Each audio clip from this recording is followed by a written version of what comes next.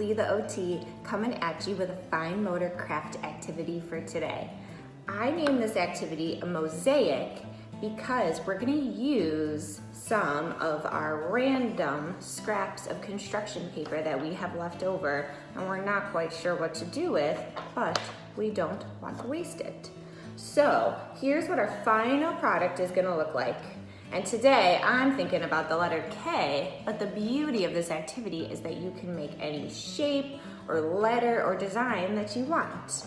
Now, this is going to target that bilateral fine motor coordination piece. So using both of our hands together, and we're going to focus on that pincer grasp. So using those 3 fingertips together to really work and tear our paper.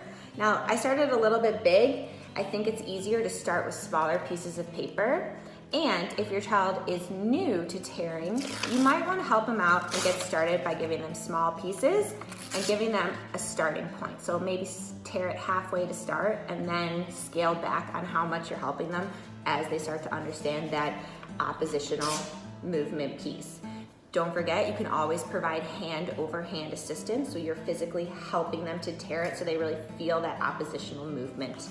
Now, start with small pieces and make them smaller and smaller. Use different colors. Now, I'm thinking about the letter K today because that is our letter of the week for Scribe Tribe. So, as I make this, you're gonna hear me say the letter formation. If you are making a letter, make sure you're following those letter formation steps so that we're always starting at the top for our letters. So after you work on tearing up your small pieces of paper, take your glue and draw it on your paper.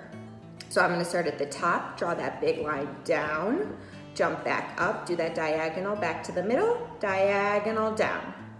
Then you're gonna take those pincer fingers and grab your piece of paper and start to glue it onto your white paper or whatever color paper is your background. Now, if you want to take this up a notch, you can add in an oral motor piece.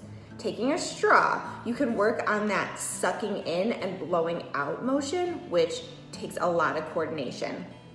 So take that straw, suck it up, transfer it onto your background paper, blow it out to glue it on. Again, this is what your final product is gonna look like. Make it as big or as small, whatever shape you want. Have some fun with it, get creative, and I'll talk to you guys soon. Thanks for listening.